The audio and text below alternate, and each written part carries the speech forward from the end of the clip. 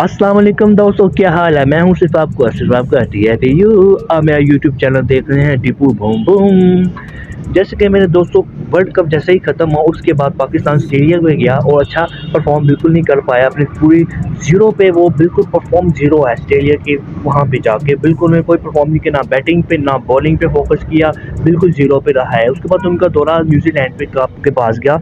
वहाँ पे पाकिस्तान ने 5 सीरीज के T20 था और वहाँ से भी पाकिस्तान को बहुत ही बुरी तरह शिकस्त हुई। शाहीन साहब फरीदी थे वहाँ पे, उनके ऊपर बहुत ज़्यादा प्रेशर था। क्या आपको लगता है कि शाहीन साहब को फरीदी को कैप्टन नहीं होना चाहिए था, या होना चाहिए था? अगर वो हुए हैं तो वो उन्होंने अच्छा परफॉर्म नहीं किया अपनी ना बॉलिंग पे और ना ही कैप्टन पे उन्होंने अच्छी कैप्टन दिखाई है। वो चीज़ हुई एक ऑस्ट्रेलिया की और एक न्यूजीलैंड की, दोनों पर दोनों की डेड बॉलिंग।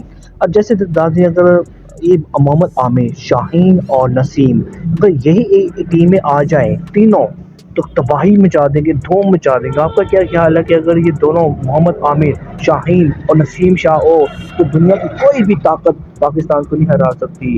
ये आप कमेंट्स में लाजमी करिएगा। क्या इनका होना लाजमी है? हमारी क्रिकेट टीम को ज़रूरत है इनकी?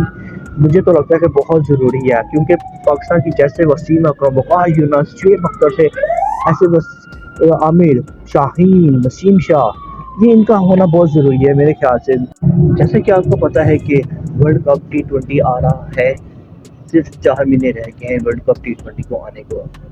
शाहीन अफरीदी, नसीम शाह और मोहम्मद आमिर अगर ये टीम में आ जाए तो फाइनल पाकिस्तान, और क्या हमारा पाकिस्तान मैच जीत भी जाएगा। आप कमेंट्स में लाजमी लिखिएगा। मेरे चैनल को लाइक कर दे, सब्सक्राइब कर दें और शेयर कर दिए। Tipu boom boom. मज़ीद वीडियो आप देखने के लिए लाजमी करिएगा। अल्लाह हाफ़िज़।